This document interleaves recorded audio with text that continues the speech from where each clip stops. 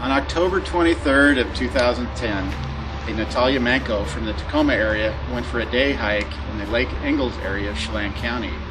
And she entered the trail from the Esmeralda trailhead. Her family was concerned because she did not return the night of the 23rd. A search was launched on the 24th, but only after a large snowstorm accompanied with heavy winds came into the area. Several agencies became involved throughout the region. Due to the weather on the 24th and the 25th, there was no possibility of flying an aircraft through there to look for Natalia. On the 26th of October, the weather broke. We were able to launch a helicopter from the Chelan County Sheriff's office here in Wenatchee. The pilot, Gary Shales, and the tactical flight officer, Tim Irward, were the crew that day. So on the 26th of October, the weather broke a little bit. We got the call to fly. Pilot Gary Shales and I got the helicopter prepared, and we flew up towards the Ingalls Lake area.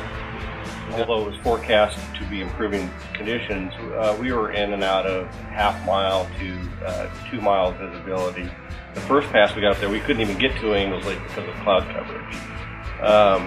So we started looking down, and I'd seen a few tracks, and we talked about it a little bit, and we at that point had assumed they were other searchers. We radioed the search teams, confirmed that no searchers had been in that area, so we really thought it could have been Natalia's footprints. We continued to fly around, and just within a couple of minutes, we noticed a person standing underneath some trees with her arms up, waving to us, and it ended up being Natalia. I have to, just super admiration for the fact that the way she was dressed to even survive that long out there in the elements. But the second thing, she had common enough sense to make herself as bright as possible by having red-colored garbage bags. We flew around trying to find a suitable landing zone. A lot of slopes slopes are too steep. You cannot land a helicopter on the side of the slope. There was actually one potential area to land, and it was completely surrounded with trees. It was just a circle in the middle of a bunch of trees. The trees were probably 60 feet tall. It was a real tight area.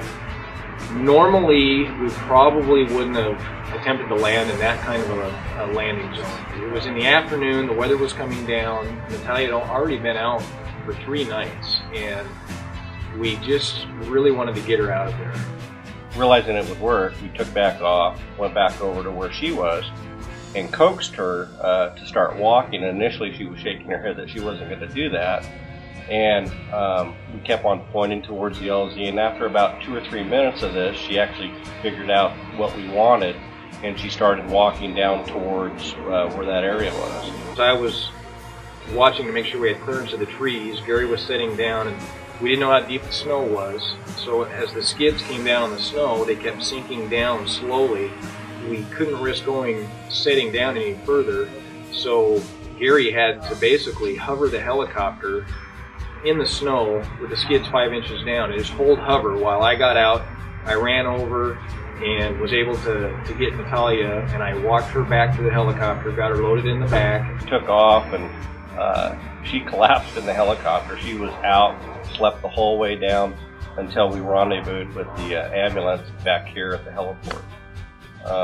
And then when they determined what her injuries were with frostbite and exhaustion and hypothermia, she's one lucky, very young lady.